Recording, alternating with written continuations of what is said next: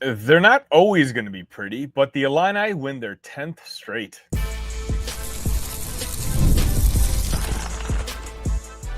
You are Locked On Illini, your daily podcast on the Illinois Fighting Illini.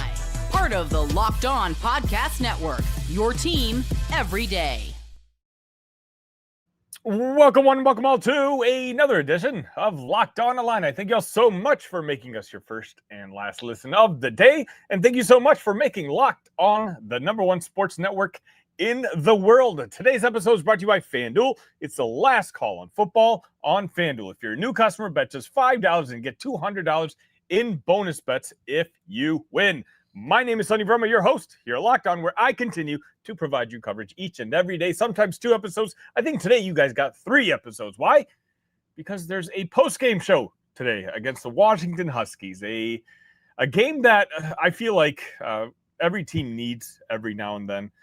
I think the mood was set when this game tipped off like 20 minutes before the scheduled tip-off. I wasn't home at 8, so it actually worked out for me. But this game just, again, the tip-off was supposed to be at 8 o'clock. I don't think the actual tip-off was until about 8:14. And I think the crowd felt it. The crowd was kind of asleep today. And certainly the first half, watching what was supposed to be the #1 all-time KenPom offense efficiency team play in that first half, it certainly did not look like it. But I kind of saw this coming, I'll be honest. I talked about it in the Talk Illini Discord. It was weird to me. This past week, bringing Tyler Underwood out to talk to the media and whatnot, and it looked like they were doing some Hollywood premiere press tour talking about this Illini offense. I get that you want to. It's great advertising, and you want people to talk about it. But having said that, I had a hunch that there was a big chance that the Illini offense would throw up a stinker today, and they did, at least in that first half. With only 33 points. And again, for Illinois, 33 points it's not that high. I know usually I'm going to ask for the updated KenPom ratings. I don't know if I want it today.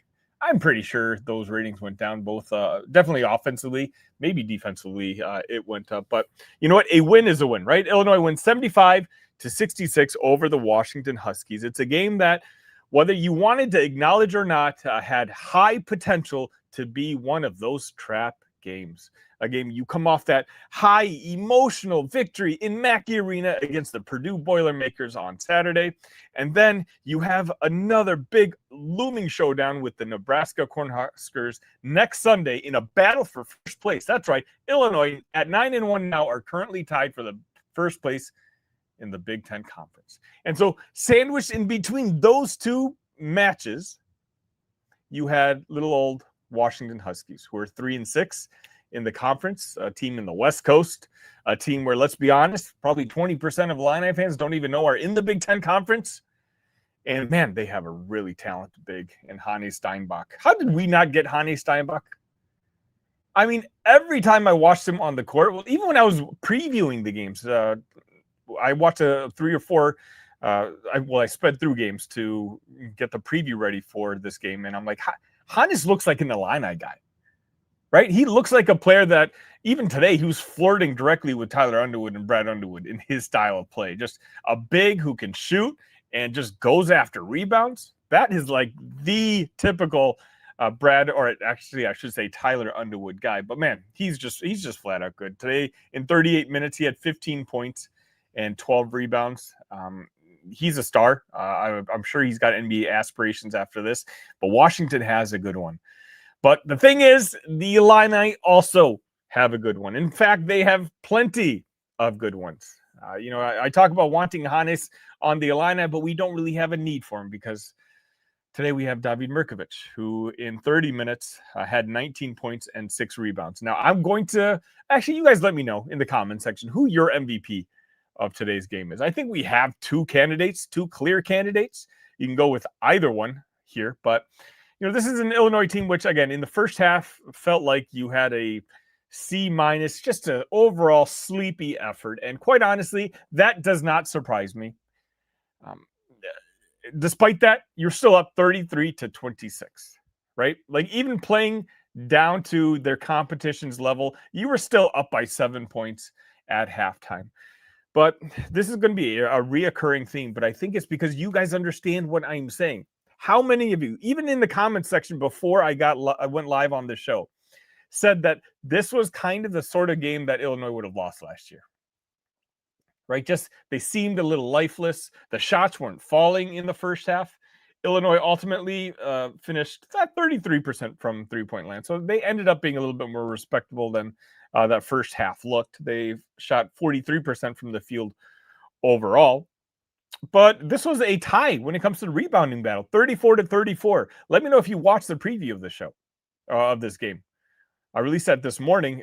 I talked about how Washington's one of the few teams that really does attack the boards like Illinois does. And that if there was a path for Washington to escape this game with a victory, it would be via rebound and Hannes going off. If you take a look at the box score between Oregon and Washington in their last game, where Washington dominated that game, it's because they dominated the glass. And so in a lot of ways, the fact that they tied the Illini in total rebounds this game is the reason this score was only a 9-point game at the end. You know, give all credit to Washington. I'm not saying Illinois played great. I think we all agree Illinois didn't play all that great. But, it's Washington basically they played the game they needed to try to escape Champaign with the W. They weren't able to do it. And that's, again, it should be making you more and more confident every week. And I know I have to be careful saying that, but I need to take my fan hat off and I need to put my analytical cap on.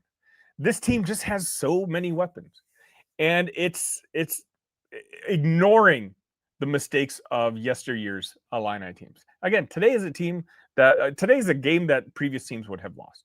And a lot of us would have come on here venting, being frustrated right here in the comment section. And I'd be here venting, being just as frustrated as you guys. But here we are. Ho-hum.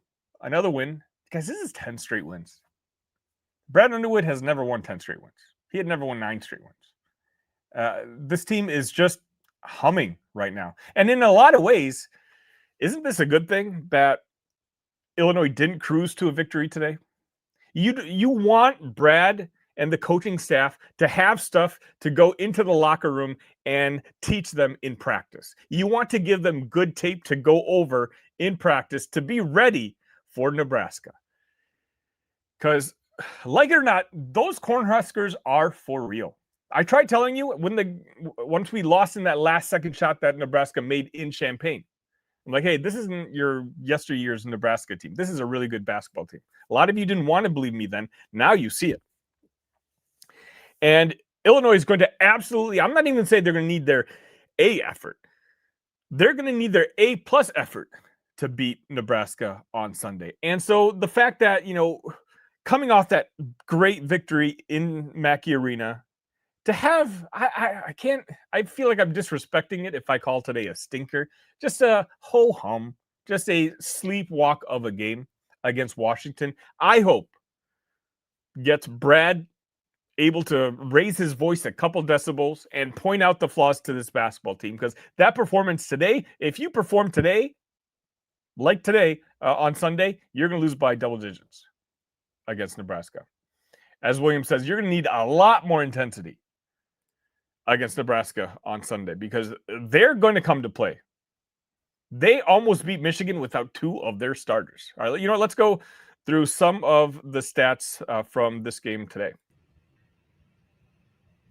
It's the last call for football on FanDuel. One final Sunday, one last kickoff, the final chance to get in on the action before the NFL season officially comes to a close. This is Super Bowl 60, and FanDuel is making sure you're right in the middle of it with a special offer just in time for the biggest game of the year. Whether you're backing the Seahawks or you're going to ride with the Patriots, or maybe you're just going to build one last same-game parlay, this is the game that everyone has been waiting for. This is where predictions turn into plays, stats turn into storylines, and every snap feels bigger. It's the perfect way to cap off the season and make the Super Bowl even more exciting from kickoff to the final whistle. If you're a new customer, bet just $5 and get $200 in bonus bets if you win. Make it count, because after the Super Bowl, the season is over. Last call for football on FanDuel, an official sports partner of Super Bowl 60. Visit FanDuel.com to get started.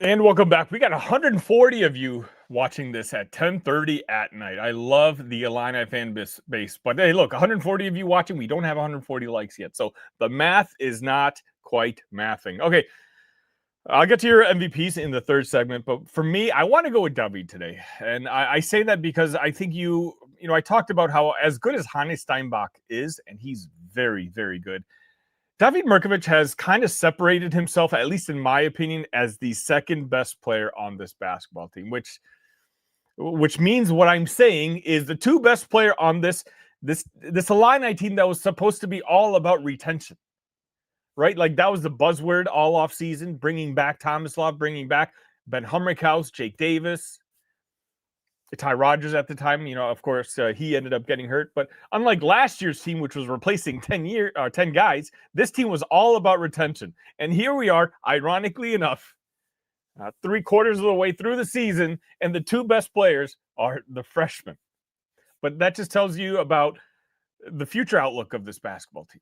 And it tells you how good of evaluators that Tyler are, the staff in general. Today, David, and again, in 30 minutes, look, it's very late at night. 30 minutes, he had 19 points, 6 rebounds. I really thought it was more than 6 rebounds. I felt like he had much more of an impact on the glass than it shows. It looks like Hannes Steinbach really did. He doubled him in rebounds, so congrats to him. But it's just a threat of the three-pointer. If David Mirkovic is making 3 out of 8 3-pointers like he did today, guys, I mean, who do you guard on defense? If you are the defensive coordinator of a different team, which guy do you guard at the 3-point line? And I know you guys know that play, which might be the best pure basketball player I've seen from the Illini this year. When I know you guys aren't going to know what I'm talking about. With like 5 minutes left, Wagler attacked the rim. He passed it out to, I believe it was Tommy. Tommy swung it to David, who swung it down to Ben Humrickhouse, who made the 3. Right? I mean, as a defense, you can collapse on one of 4 or 5 guys. It doesn't matter, because they're all capable of making it. Even the guy who could not make a basket to save his life today. Tommy, in 29 minutes today, had 7 points and 6 rebounds, which is okay. But he shot 3 for 11, 1 for 8 from 3-point land. But is it okay for me to say that I think Tommy had a really good game today? Of course, you wish a couple more shots went through the net. But when you talk about his passing today and the way the offense flowed through Tommy a lot, it gave me glimpses and vibes of what the offense looked like last year. If this is the version of Tommy we get the rest of the season, we're fine. The shots are going to fall eventually. I mean, they have been falling in the past few games. Today just wasn't his night, but it wasn't a lot of their nights, right? As a team, as I mentioned, the team shot 27 of 63 and made 11 of 33 from 3-point land. To me, the magic number is always 35%. If the team shoots 35%, they'll do okay. If anything, it was a free throw shooting today. They're only 10 of 16. Keaton Wagler, 6 of 9. He missed 3 free throws today. 6 of 9. Again, they shot 10 of 16, 62.5%. If they hit their 80% average, you're talking about a double-digit win against the Washington Huskies. But again, that's why I'm sitting here kind of maybe with the same sort of energy that the basketball team had in the game that I just watched. I'm certainly not excited or happy about the win, about the performance today. I'm not angry either, because I saw that this team didn't play great ball. I think compared to the way Illinois played, they beat Washington the way they should have beat Washington. And again, Washington's a team, look, in the Big Ten Conference, there's a lot of good basketball teams. And nobody should take any game for granted. I think the spread in this game was 12.5, I believe. It was at some point. I don't know what it was at tip-off. But think of the feelings that you guys all have after this game. And I saw a lot of you making these comments in the comment section before I went live, right? Man, Illinois slept walk through that game. Washington stinks. Man, Illinois definitely going to need more energy for this, for that big matchup on Sunday. Now, having said all that, you're a couple Keaton usually made free throws away from another double-digit win. And again, that's just, I hope that reinforces and it tells you what kind of ceiling this basketball team is showing you. That even on their bad days, they are taking care of business. There's no sage games. There's no sleepwalking, and then all of a sudden it's halftime and you're down 15. I mean, you had that against Nebraska, where the game tipped off and it's seemingly 10 minutes in, you're down 15 points. But what happened? You guys remember? Illinois fought back. And in the second half, they continued to fight back to the point where they took the lead at the end, or maybe they tied it at the end, and Nebraska made a miraculous three-point shot. That Nebraska team had been undefeated up until just a couple days ago. That was a really good basketball team right there. Purdue kept giving you an uppercut after uppercut after uppercut. Here I go with the boxing references again. I apologize. I don't know what it is about late night and me bringing up boxing references, but you know what I mean. You took their best shot over and over and over again. And Illinois just responds. They just come right back at you. They don't care. They're not fazed. And the reason they're not fazed is the two youngest players on this basketball team. We have opinions on last year's team, right? We know huge, high ceiling, of course. Will Riley, Kasparas Jakishonis. The thing about Will Riley and Kasparas Jakishonis is that early in the year, fine. Kasparas was a potential All-American. Will Riley was very stinky. And then they just kind of swapped roles in the second half of the year, where Kasparas Jakishonis, whether he got hurt or not, whatever it might be, his performance definitely trended down, whereas Will Riley ended up becoming one of the best players in the Big Ten Conference. But in any moment, I don't know if that team looked like it had the composure and the calmness and the stoicness of this basketball team. This team at no point this season, and you let me know in the comment section if you can point out a time. At no point during the season, we're now 18-3, but we've lost 3 times. At no point has this team looked overwhelmed. It hasn't really looked defeated. Maybe the UConn game, now that I think about it, that was a game that the team clearly wasn't ready, but I think that was a different basketball team. Now that I'm having this conversation with you guys, like at that point, this wasn't Keaton's team yet, right? If anything, it was a little after that game where all of a sudden Brad shifted this team's mindset from being, working through David, working through Kylan, to making it just handing the ball off to Keaton and letting him go and do what he does. And my gosh, what he does is be a really good basketball player. Today, in 38 minutes, he had 22 points, 8 assists, and 5 rebounds. Unless you are looking for those stats, there's no way you could have predicted those stats is what Keaton Wagler had. If the graphics never popped up on that TV, you would not have realized Keaton Wagler had 8 assists. But he just does this every single day. If anything, I'm more shocked with the fact that he had a turnover today. 8 assists to 1 turnover. And that's why this team has such a higher floor than the years previous.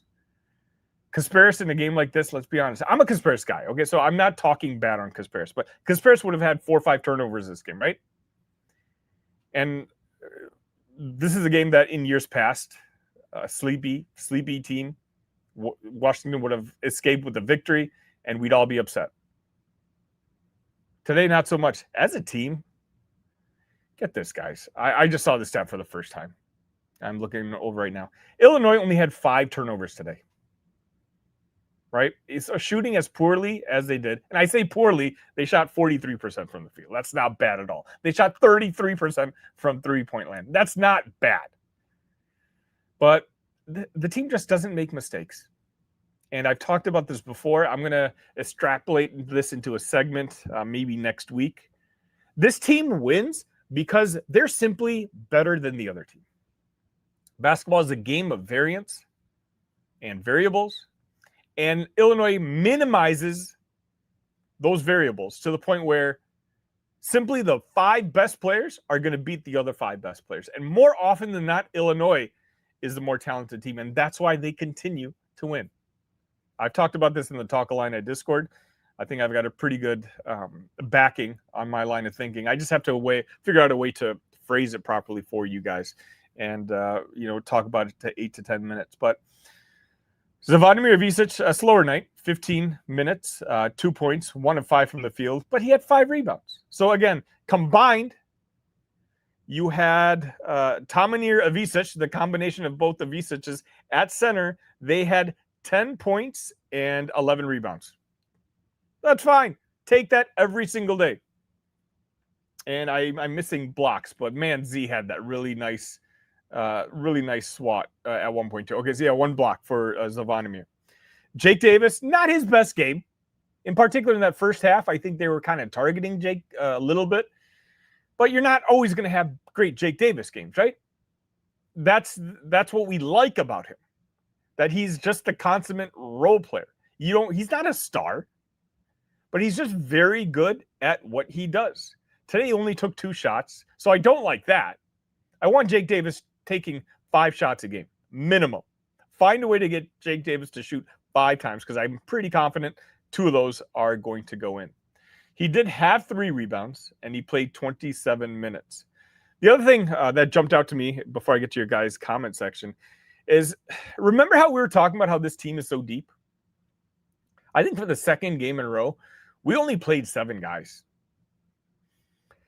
This team is certainly talented, in my opinion, as talented of a team as Illinois has ever had, or at least Brad Underwood has ever had. But the idea that they're deep, that might be gone now. It looks pretty clear that Mihail is not going to play very often. It looks very clear that Brandon Lee's not going to be playing any meaningful minutes. So, I mean, maybe you can throw Kylan Boswell into this, but it's obvious now that the 8-man rotation is set. And that's fine. The best coaches in the country do this. I said they would do this very early in the season when we talked about how this team could be 10 guys deep. I think we were even mentioning 11 guys deep. I said by the end of by January, February-ish, any head coach will understand that it doesn't matter if your 10th guy is talented.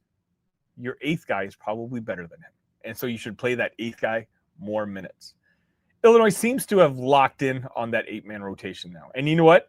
I'm being honest with you. I don't know if there's a more talented 8-man rotation than what the Illini have. Let's get to your comments right after this.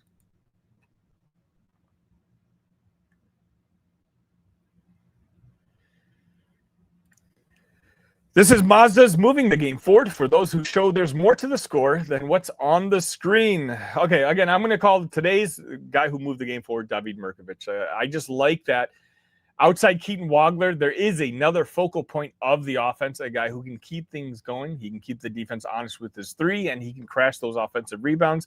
He's simply a guy who reminds us what it really takes to raise the bar. It's that extra work off the court. Dialing in every detail, giving it that extra fire, that grit, and I never quit. Mazda puts the same passion into every model. Highlights make the real. What it took to get there makes it count.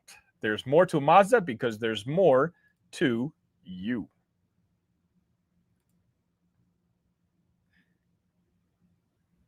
All right, let's get to some of your comments real quick. Again, sorry for kind of rambling. I apologize if I did. All right, William says, not a fan of the last shot by Andrej. I'm sorry, I missed that. Rick says, a sleeper, but we're on top of the Big Ten Conference. That's what I'm saying. The top 4 or 5 teams in this Big Ten Conference is as good as you're going to find. Now, let's be honest, the bottom 4 or 5 is as bad as it's been in a very long time. But this is a race that's going to go to the final game of the season, which is interesting because this Illini team, that second half of the schedule is brutal. But being able to get those wins early, being able to win those games both on the road and at home, I think is building this team's confidence to the point where I don't know if we're an underdog in any game the remaining of the season. Probably Michigan State next week, since that game's in Breslin. But outside that, or actually, I don't know if any of you guys know what the Nebraska look-ahead line is. That one's going to be interesting to me. But I guess we're going to have to find out what the injury situation is there. SI Sportsman says, good to see Ben have a good game. Ben absolutely had a good game today. In 27 minutes, Ben had 14 points, 3 rebounds, shot 4 of 6, and all 4 of 6 were 3-point baskets. Love to see it. Only 2 of 4 from the free throw line, so you want to see Ben make those. But yeah, I mean, he had the final 3-point shot on what I think was the most beautiful line possession of the season so far. And as William points out, he was a plus 11 on the team, and that's kind of what you need. B.World says, is Andrej all right? Dude's been asleep the past 2 games. How did he do today? Okay, in 33 minutes, he had 8 points, 3 rebounds. Andrej is an anomaly. He's just one of those guys that you're not going to need every day. You just kind of bust him out when you need him. He's good enough where I mentioned in the Talk Line and Discord, by the way, there's no other place you want to be. If you're not in Champaign, you need to be in the Talk Line Game Day channel. The link is in the description. Andres himself is unguardable when he puts his head down. He's unguardable by above average teams. Great teams can figure him out, but above average teams, I think Andrej alone can carry this team through the first weekend of the tournament. And maybe I'm getting a little too confident here. Both freshmen played great, even though it still felt like the offense never really got going. I mean, that's just, teams are going to have stinkers of a game. And we're saying this team had a stinker of a game by scoring 75 points and shooting 43% from the field and 33% from 3-point line, right? A lot of teams would take that. By the way, 130 of you, thank you so much. Make sure you hit that like button. Just like Jason says, smash that like button. Ken says, a gritty win for sure, but you knew it had to be this way. Previous years would have been a loss. Jason says, I knew this was a tough game. I like that this team will have a chip on their shoulder for Nebraska. Exactly.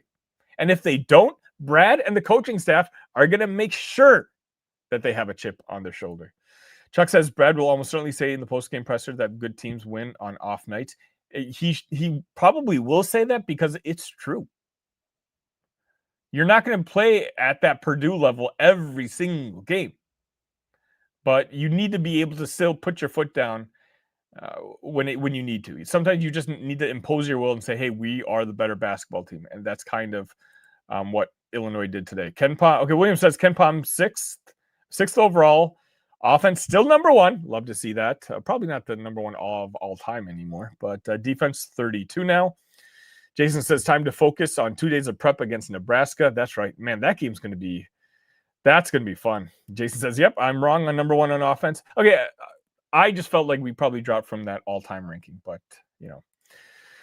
Sportsman thinks, Sonny, I was thinking the same thing about Steinbach. Yeah, he's just a good player. And you know what? I was talking to Roman.